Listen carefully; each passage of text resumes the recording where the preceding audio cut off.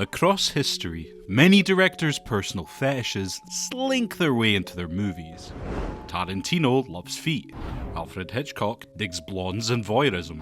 Woody Allen likes to put older guys with young women. Be it subconscious or a sincere effort to show the world their interests, it's a fascinating part of filmmaking that can add a lot of character to someone's back catalogue, allowing fans to pick up on recurring tropes. French director Jean Rollin is a vampire guy. The dude was always making vampire films.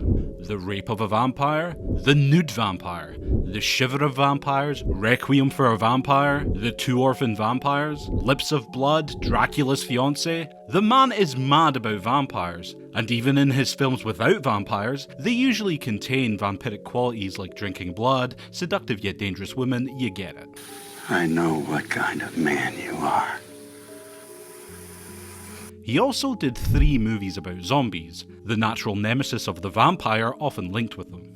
When he struggled to find film work, he would make porn. And wouldn't you know it? Suck me vampire. The man is obsessed! Fetish movie. Disregarding the vamps, his films were made on minuscule budgets, with abstract plots, poetic dialogue, and belle cinematography that was trademarked by mostly static shots. He's since become something of a legend in the fantastique genre, and the movie that piqued my interest from his filmography was The Iron Rose, his first movie without vampires.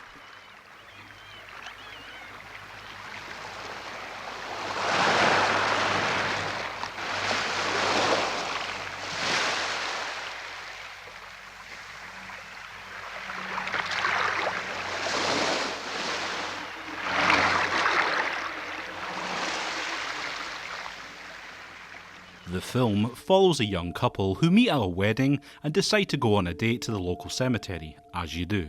They decide it's the perfect place to get it on. It should have been me, not him!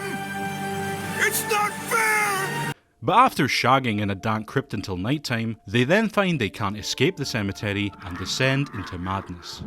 The characters are just named the man and the woman. Of course. Fuck, it's genius. And there honestly isn't much else to the movie or their characters. They get lost and then have a breakdown. Not a whole lot.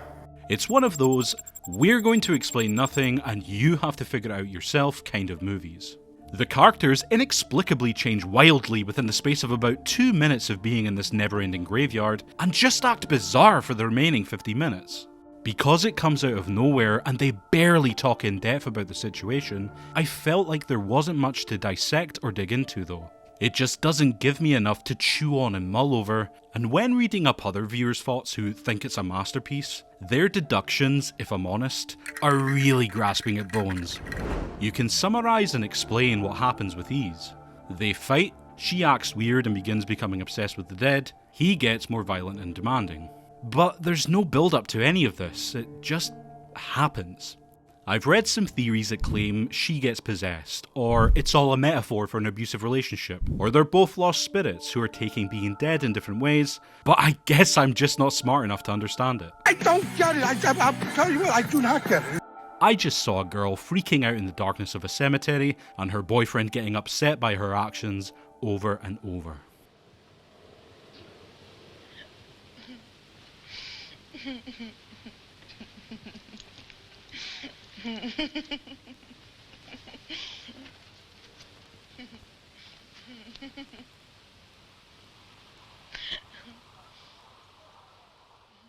True to Rollin's reputation, the movie was clearly made on the budget of a workplace pizza Friday.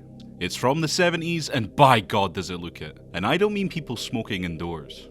The audio is pretty rough, it's missing sound effects. The film itself has clearly not held up well, with constant speckles dotting the screen through the grainy visuals. But you gotta give them credit for making the most out of what they had. Rollin definitely has a knack for finding really compelling visuals out of the most uninteresting places, like how this beach has rotting wood upright on it. It seems like such a small addition, but gives way for way more inventive shots. Or even little things like this house, or this derelict building. It's so nondescript, but somehow the mesh of colours and factors like the mould really pop in them. A lot of shots have many layers, Like here, you've got the fence, then the people, then the trees, and then more fences and graves. It's so deep! And the movie is filled with visuals like this. There's an offbeat stillness to everything, but there's some really inventive moving shots too spread throughout, and it all helps to elevate this dreamlike, claustrophobic mood that's admittedly enchanting. There's only a few music tracks sprinkled across the film, leaving most of the runtime brewed in the raw quiet of life, but when they do appear, they're great and surprisingly varied. If you like imagery of graveyards, then it'll be your personal heaven because nearly the whole film is set in one. But damn is it pretty. It's really impressive how they make looking at the same sets of stone and shrubbery look so wildly different and beautiful. Because she wears an April O'Neil bright yellow outfit and he rocks a deep red jumper, the characters really burst on screen. Rollin was always hailed as a terrific cinematographer, and his talents really shine here.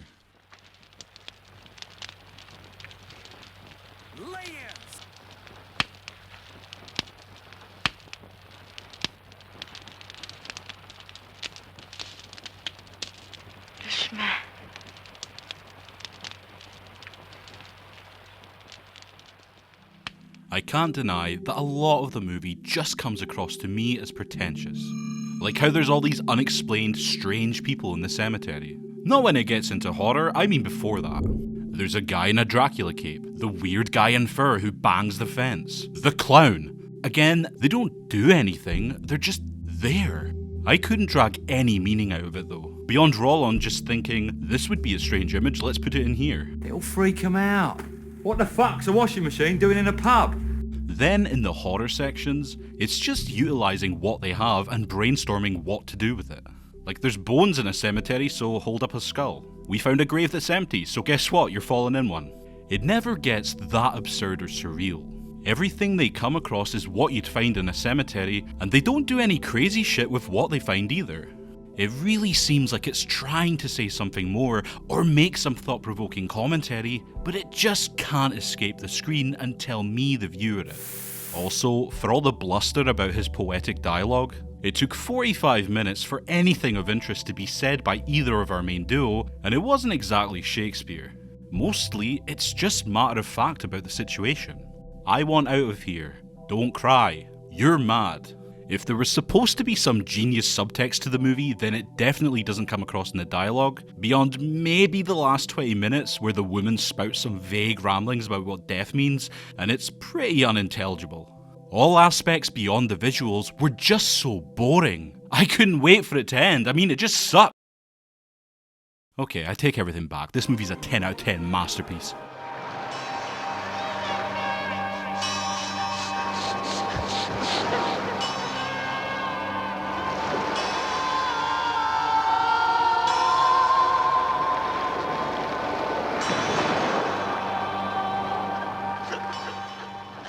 Rollin's first attempt outside of his vampiric wheelhouse to tackle a more understated and serious horror movie was met with audiences booing what they'd expected to be another vampire flick. And I gotta say, I'd probably be one of the booers. It tanked so bad he was forced to make porn for a few years just to survive, but nowadays it's developed a small cult following and there is many people who debate whether this is his best flick. I'm not one of those people, but I can't say I didn't take anything away from my time with it. The Iron Rose has some striking visuals and a nightmarish mood, but to me, it's a pretty face with nothing behind the eyes. It's a meandering and incoherent little horror film where not much happens, and when something does, it's not really all that interesting. Rollin fans and those who like spooky, slow psychological horrors will love it, but everyone else will probably just grow weary with it all long before the credits roll.